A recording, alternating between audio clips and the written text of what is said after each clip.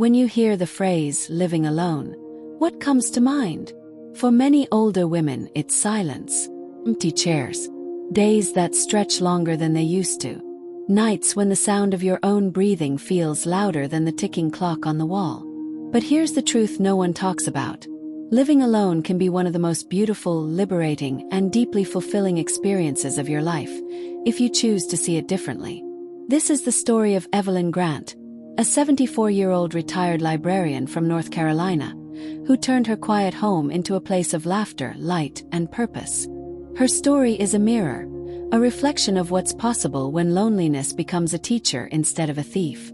And by the end of this video, you'll understand 5 heartwarming truths that can turn your solitude into strength, peace, and joy. So, sit with me, and let's begin Evelyn's story. When Evelyn's husband passed away 3 years ago, she thought the hardest part was losing him. But what she didn't expect was what came after. The quiet. Days became slow, almost heavy. She described it once like living inside an old photograph. Everything still, frozen, waiting for someone to turn the page.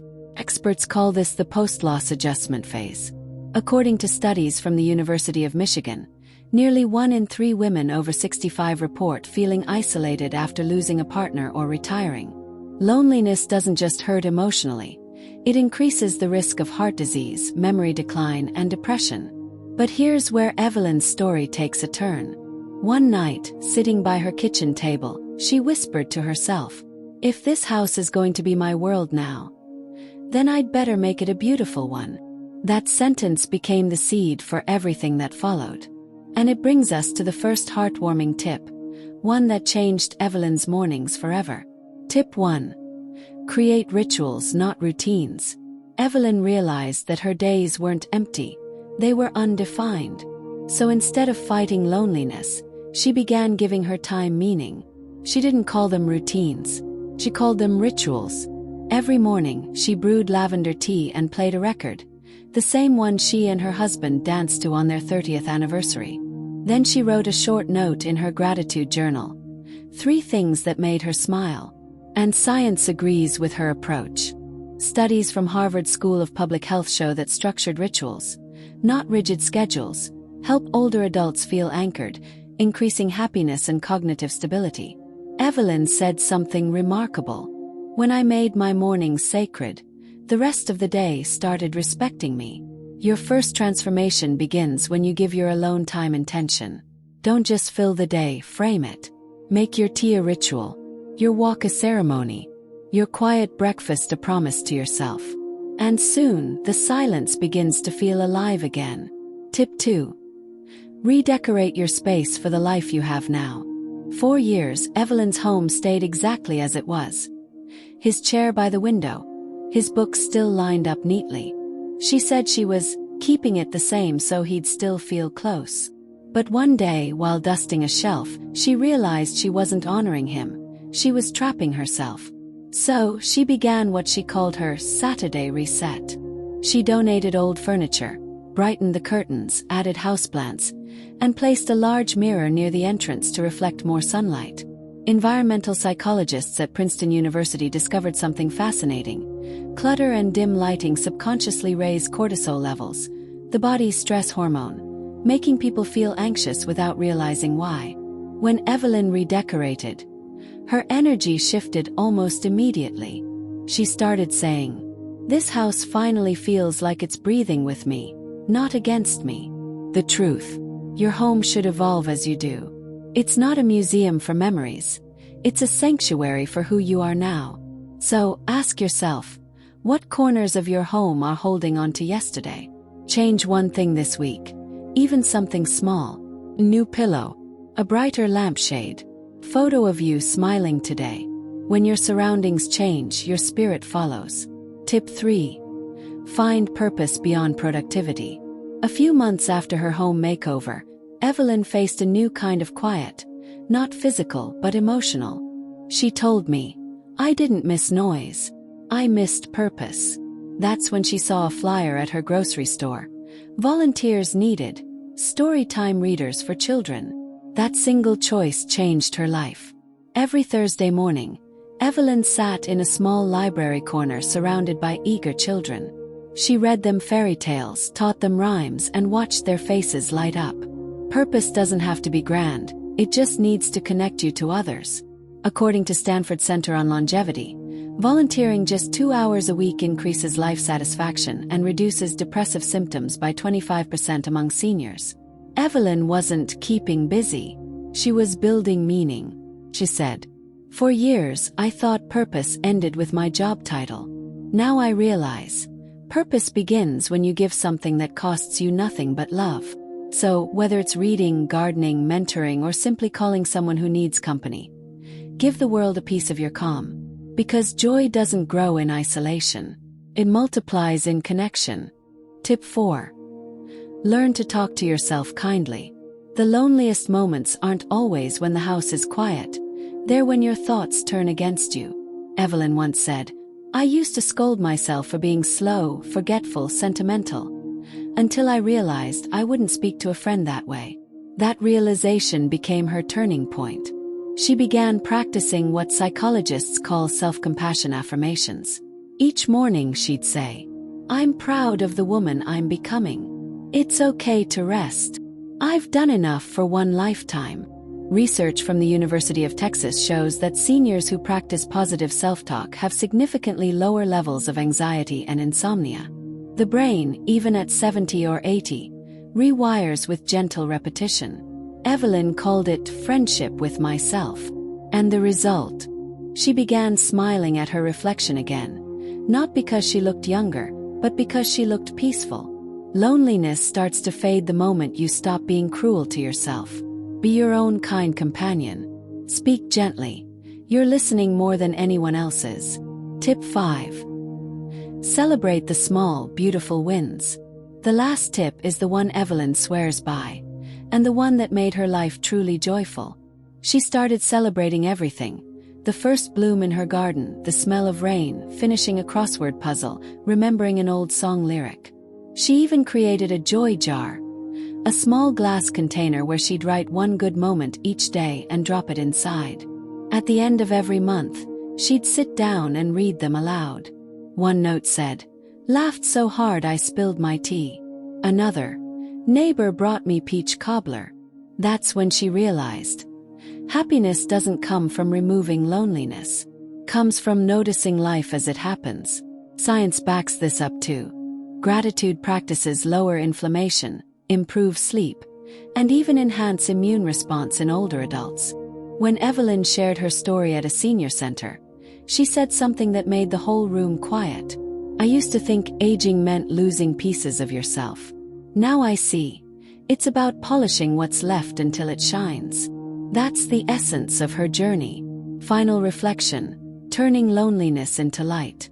Evelyn's story isn't about perfection. It's about permission to live again, laugh again, and find beauty in ordinary days. She didn't wait for company to feel whole. She became her own company. And in that, she discovered freedom. So if you're watching this right now and your home feels too quiet, your day's too slow, or your heart too heavy, remember, you're not behind and you're not forgotten. You're simply standing at the doorway of a new kind of peace, the kind that only solitude can teach. Start today. Brew that tea. Write that note. Clear that shelf. Because life alone isn't less. It's just waiting to be filled differently.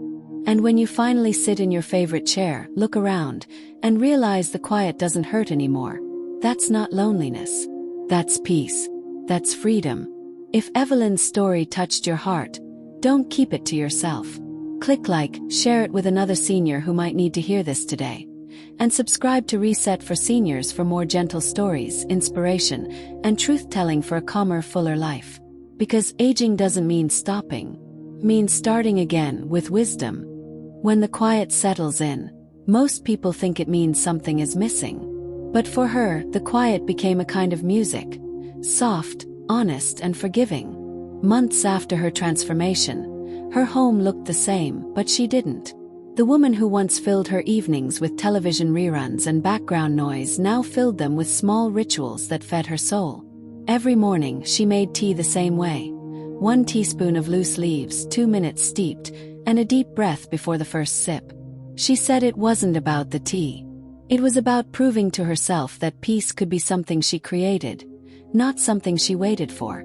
She began keeping a small notebook by her window, not a journal of sadness or regret, but a gratitude log. Each night, she wrote down 3 small things that made her smile that day. The sound of rain on the roof, the warmth of sunlight on her shoulder, the message from her granddaughter that said, "Love you, Nana." First it felt silly, but soon that notebook became her evidence, proof that her days still held beauty, that her life was still unfolding in quiet, meaningful ways. Then one afternoon, while tending to her plants, she met her neighbor, an 81-year-old man named Harold who had recently lost his wife. He stood by his fence, holding a worn-out watering can, unsure of what to say. She smiled and handed him a cutting from her ivy, saying, "Grows fast. You'll have to trim it often, but it'll remind you to check in on it, and maybe on yourself." That was how their friendship began. 2 people who didn't need to fill the silence, but somehow made it gentler together. They started having tea on Sundays. Sometimes they talked about their gardens. Sometimes they said nothing at all. And one day, Harold told her, "You know, I never realized that peace doesn't have to mean being alone. It just means not rushing to fill the empty spaces." She smiled, because she had learned that same lesson the hard way. Weeks passed, and her home became more than a living space. It became a reflection of her new self. The clutter that once weighed her down never returned, because she learned that decluttering wasn't a one-time task. It was a mindset. When she let go of things she no longer needed, she was also letting go of fears she no longer wanted. Her living room was still modest. A bookshelf, a soft chair, a lamp that glowed warmly at dusk. But to her it felt like a sanctuary. And every item that stayed had a reason to stay. She started volunteering at the local senior center once a week. Not because she felt lonely, but because she wanted to help others rediscover joy the way she had. She met women who said the same words she once whispered to herself. "I just don't know what to do with all this time now." And she would smile gently and say, "You don't have to fill the time. You just have to live inside it." She began leading a small group called Reset for Seniors, where every Friday they shared one thing they'd let go of that week. A box, a fear, a memory that no longer served them. And with each story shared, they found a little more freedom. One evening, as she stood by her window watching the sunset, she whispered to herself, "I thought my best years were behind me. But maybe they were just waiting for me to catch up." It wasn't loneliness anymore. It was solitude. And solitude, she realized, wasn't empty. It was sacred. Her daughter visited that weekend and said, "Mom, you look lighter. What changed?" She just smiled and replied, "I stopped waiting for someone else to make me happy. I made a home inside myself."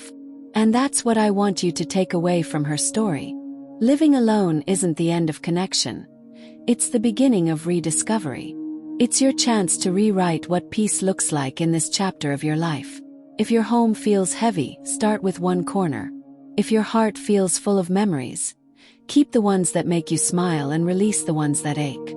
Because when you clear your space, you clear your spirit. Before we close, I want to ask you, what's one small thing in your home that no longer feels like you? Maybe it's time to let it go. If this story touched you, if you saw even a little bit of yourself in her journey, please share it with a friend who might need hope today. And if you want more stories that feel like a warm cup of tea on a quiet morning, subscribe and stay close. Because here, at Reset for Seniors, we don't just talk about decluttering homes. We talk about decluttering hearts. And remember this, you're never too old to start again. Sometimes peace isn't found, it's created.